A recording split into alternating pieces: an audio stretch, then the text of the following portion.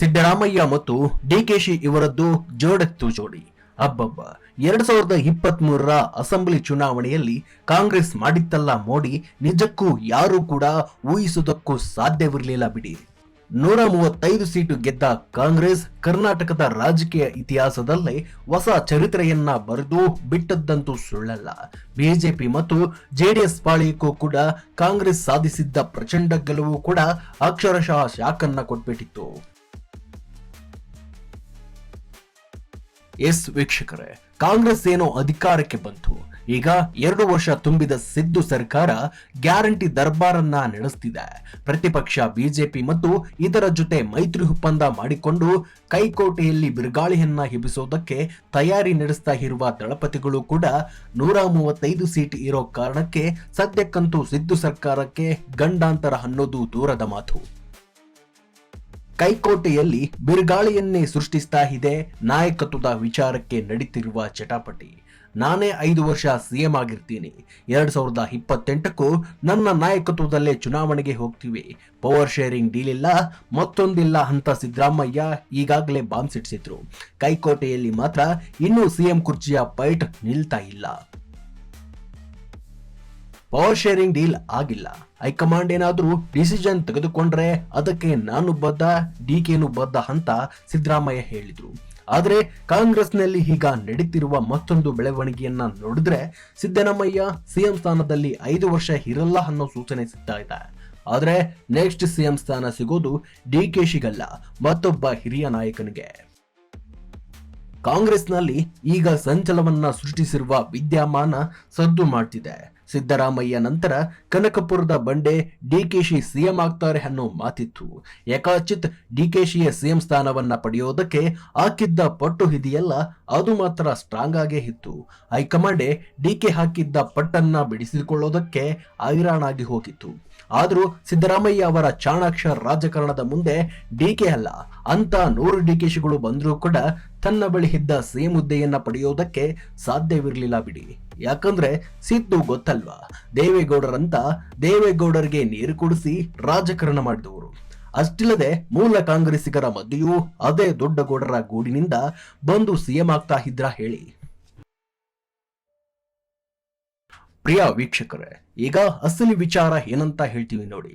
ಸಿದ್ದರಾಮಯ್ಯ ಅಂದ್ರೆ ಏನು, ಅವರ ಗತ್ತೇನು, ಅವರ ರಾಜಕಾರಣದ ಅನುಭವ ಎಂಥದ್ದು ಅನ್ನುವುದು ಹೈಕಮಾಂಡ್ಗೂ ಗೊತ್ತಿದೆ. ಹಾಗಾಗಿ ಸಿದ್ದರಾಮಯ್ಯ ಅವರನ್ನ ಅಷ್ಟು ಸುಲಭವಾಗಿ ಸಿಎಂ ಹುದ್ದೆಯಿಂದ ಕೆಳಗಿಳಿಸೋದು ಹೈಕಮಾಂಡ್ಗೆ ಕಷ್ಟವಿದೆ. ಹಾಗೇನಾದ್ರೂ ಸಿದ್ದರಾಮಯ್ಯ ಬದಲಾಗಲೇಬೇಕು ಅಂತ ಹೈಕಮಾಂಡ್ ಹಠಕ್ಕೆ ಬಿದ್ರೆ ಸಿದ್ದರಾಮಯ್ಯ ಜಾಗಕ್ಕೆ ಯಾರು ಅನ್ನೋ ಪ್ರಶ್ನೆ ಪ್ರಮುಖವಾಗುತ್ತದೆ. ಒಂದಂತೂ ಸ್ಪಷ್ಟ ನೋಡಿ ವೀಕ್ಷಕರೇ, ಸಿದ್ದರಾಮಯ್ಯ ಅಷ್ಟು ಸುಲಭವಾಗಿ ಸಿಎಂ ಸ್ಥಾನವನ್ನ ಬಿಟ್ಟುಕೊಡುವುದಿಲ್ಲ. ಈ ಕಡೆಗೆ ಸಿದ್ದರಾಮಯ್ಯ ನಂತರ ಅವಕಾಶ ಸಿಗದಿದ್ರೆ ನನ್ಗೆ ಅಂತ ಡಿಕೆಶಿ ಏನಾದ್ರೂ ಹಳೆ ಕನಸನ್ನೇ ಕಾಣ್ತಾ ಇದ್ರೆ ಅದಂತೂ ನನಸಾಗದ ಕನಸು. ಸದ್ಯ ಈಗ ಕಾಂಗ್ರೆಸ್ನಲ್ಲಿ ಆಗ್ತಾ ಇರುವ ಅದೊಂದು ಬೆಳವಣಿಗೆ ಇದೆಯಲ್ಲ, ಅದು ಸಿದ್ದರಾಮಯ್ಯ ಬಳಿಕ ಕನಕಪುರದ ಬಂಡೆ ಸಿಎಂ ಆಗಲ್ಲ ಅನ್ನೋದಕ್ಕೆ ಪುಷ್ಟಿ ಕೊಡ್ತಿದೆ. ಹೌದು, ಕರ್ನಾಟಕದಲ್ಲಿ ಕಾಂಗ್ರೆಸ್ ಅಧಿಕಾರಕ್ಕೆ ಬರೋದಕ್ಕೆ ಕಾರಣ ಆ 2 ಶಕ್ತಿಗಳು. ಒಂದು ಮಾಸ್ ಲೀಡರ್ ಸಿದ್ದರಾಮಯ್ಯ, ಮತ್ತೊಂದು ಪಾರ್ಟಿ ಪ್ರೆಸಿಡೆಂಟ್ ಆಗಿದ್ದುಕೊಂಡೇ ಪಕ್ಷವನ್ನ ಬಲಿಷ್ಠವಾಗಿ ಸಂಘಟಿಸಿ ಮೋಡಿ ಮಾಡಿದ್ದ ಪವರ್ಫುಲ್ ಡಿಕೆ ಶಿವಕುಮಾರ್. ಇದೇ ಕಾರಣಕ್ಕೇನೆ ಹೈಕಮಾಂಡ್ ಕೂಡ ಸಿದ್ದರಾಮಯ್ಯ ಅವರನ್ನ ಸಿಎಂ ಮಾಡಿ ಡಿಕೆಶಿ ಅವರನ್ನ ಡಿಸಿಎಂ ಮಾಡಿದ್ದು. ಸಿದ್ದರಾಮಯ್ಯ ಮತ್ತು ಡಿಕೆಶಿ ಇಬ್ಬರು ಕೂಡ ರಾಜ್ಯದಲ್ಲಿ ಕಾಂಗ್ರೆಸ್ ಅಧಿಕಾರಕ್ಕೆ ಬರೋದಕ್ಕೆ ಸಾಕಷ್ಟು ಪರಿಶ್ರಮ ಪಟ್ಟಿದ್ದಾರೆ. ಇದನ್ನ ಹೈಕಮಾಂಡ್ ಕೂಡ ಒಪ್ಪುತ್ತೆ. ಆದರೆ ಈ ಇಬ್ಬರಿಗಿಂತ ಮುಖ್ಯವಾದ ಮತ್ತೊಂದು ಪ್ರಚಂಡ ಶಕ್ತಿ ಮೋದಿಯ ಅಲೆಯ ನಡುವೆಯೂ ಕಾಂಗ್ರೆಸ್ 135 ಸೀಟ್ ಗೆದ್ದು ಚರಿತ್ರೆ ಸೃಷ್ಟಿಸಿದರ ಹಿಂದೆ ಕೆಲಸ ಮಾಡಿದೆ. ಆ ಶಕ್ತಿ ಬೇರೆ ಯಾವುದೂ ಅಲ್ಲ, ಎಐಸಿಸಿ ಅಧ್ಯಕ್ಷ ಮಲ್ಲಿಕಾರ್ಜುನ್ ಖರ್ಗೆ.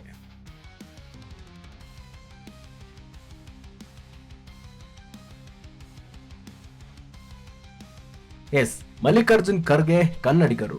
ಮೊದಲ ಬಾರಿಗೆ ಅಂದ್ರೆ 2022ರಲ್ಲಿ ಎಐಸಿಸಿ ಪಟ್ಟಕ್ಕೇರಿದಾಗ ಇವರ ಮುಂದೆ ದೊಡ್ಡ ಸವಾಲುಗಳೇ ಇದ್ವು.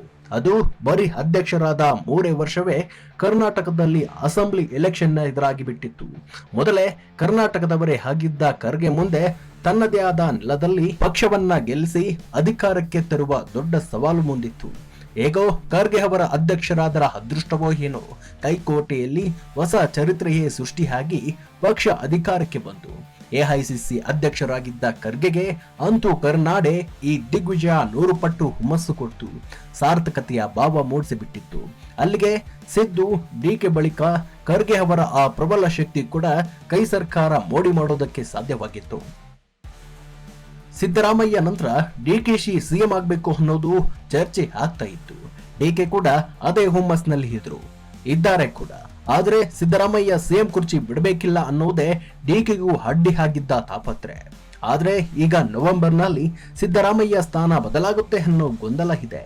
ಹಾಗೇನಾದ್ರೂ ಆಗ್ಬಿಟ್ರೆ ಆ ಸ್ಥಾನದಲ್ಲಿ ಡಿಕೆಶಿ ಕೂರಲ್ಲ, ಅಲ್ಲಿ ಬಂದು ಕೂರೋದು ಎಐಸಿಸಿ ಅಧ್ಯಕ್ಷ ಮಲ್ಲಿಕಾರ್ಜುನ್ ಖರ್ಗೆ.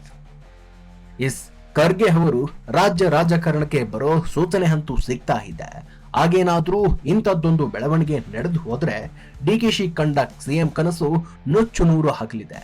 ಸಿದ್ದರಾಮಯ್ಯ ಕೂಡ ಹೈಕಮಾಂಡ್ ಏನಾದ್ರೂ ಖರ್ಗೆ ಅವರಿಗೆ ಸಿಎಂ ಸ್ಥಾನ ಕೊಡಿ ಅಂತ ಹೇಳಿದ್ರೆ ಬಹುತೇಕ ಸಿದ್ದರಾಮಯ್ಯ ಹಿಂದೆ ಮುಂದೆ ಆಲೋಚಿಸದೆ ಸಿಎಂ ಸ್ಥಾನ ಬಿಟ್ಟುಕೊಳ್ತಾರೆ. ಯಾಕಂದ್ರೆ ಖರ್ಗೆ ಅಷ್ಟು ವರ್ಷದ ರಾಜಕಾರಣದಲ್ಲಿ ಪಕ್ಷಕ್ಕಾಗಿ ದುಡಿದಿದ್ದಾರೆ. ಸಿದ್ದರಾಮಯ್ಯಗೂ ಕೂಡ ಖರ್ಗೆ ಅವರಿಗೇನಾದ್ರೂ ಇಂಥದ್ದೊಂದು ಅವಕಾಶ ಬಂದ್ರೆ ಸಿಎಂ ಸ್ಥಾನವನ್ನ ತ್ಯಾಗ ಮಾಡ್ತಾರೆ. ಯಾಕಂದ್ರೆ ಇಲ್ಲಿ ಡಿಕೆಶಿ ಮತ್ತು ಖರ್ಗೆ ಅಂತ ಬಂದಾಗ ಖರ್ಗೆಗೆ ಈ ಅವಕಾಶ ಯಾವಾಗಲೂ ಸಿಗಬೇಕಿತ್ತು. ಅದು ಈಗಿನ ಸಿಎಂ ಸಿದ್ದರಾಮಯ್ಯಗೂ ಗೊತ್ತಿತ್ತು. 5 ವರ್ಷ ಸಿಎಂ ಆಗಿ ಸಿದ್ದರಾಮಯ್ಯ ಅವರೇ ಮುಂದುವರಿತಾರೋ ಅಥವಾ ಅದೇನೋ ಪವರ್ ಶೇರಿಂಗ್ ಆಗಿದೆ ಎನ್ನಲಾಗ್ತಿರುವ ಸುದ್ದಿಯಂತೆ ನಡೆದು ಡಿಕೆಶಿ ಸಿಎಂ ಆಗ್ತಾರೋ ಗೊತ್ತಿಲ್ಲ. ಆದ್ರೆ ಸದ್ಯದ ಮಾಹಿತಿಯ ಪ್ರಕಾರ ಹೈಕಮಾಂಡ್ ಲೆಕ್ಕಾಚಾರ ಬೇರೆ ಇದ್ದಂತೆ ಇದೆ. ಒಂದು ವೇಳೆ ಸಿದ್ದರಾಮಯ್ಯ ಅವರೇನಾದ್ರೂ ಚೇಂಜ್ ಆಗಿದ್ದೇ ಆದಲ್ಲಿ ಸೋನಿಯಾ ಗಾಂಧಿ ಮತ್ತು ರಾಹುಲ್ ಗಾಂಧಿಯ ಮೈಂಡ್ನಲ್ಲೂ ಕೂಡ 60 ವರ್ಷ ನಿಷ್ಠೆಯಿಂದ ಪಕ್ಷಕ್ಕೆ ದುಡಿದ ಖರ್ಗೆಜಿ ಅವರ ಮತ್ತು ಸಿಎಂ ಮಾಡುವ ಇಂಗಿತ ಅಂತೂ ಖಂಡಿತ ಇದೆ. ಸಿದ್ದರಾಮಯ್ಯಗೂ ಕೂಡ ಪಕ್ಷ 2 ಬಾರಿ ಸಿಎಂ ಸ್ಥಾನ ಕೊಟ್ಟಿದೆ ಅನ್ನೋ ತೃಪ್ತಿ ಇದೆ. ಈಗೇನಾದ್ರೂ ಖರ್ಗೆಗೆ ಸಿಎಂ ಸ್ಥಾನವೇನಾದ್ರೂ ಕೊಟ್ಬಿಟ್ರೆ ದಲಿತ ಸಿಎಂ ಕಾಂಗ್ರೆಸ್ ಮಾಡಿತ್ತು ಅನ್ನೋ ಸಂದೇಶ ಮುಟ್ಟಿದಂತೆ ಆಗಲಿದೆ.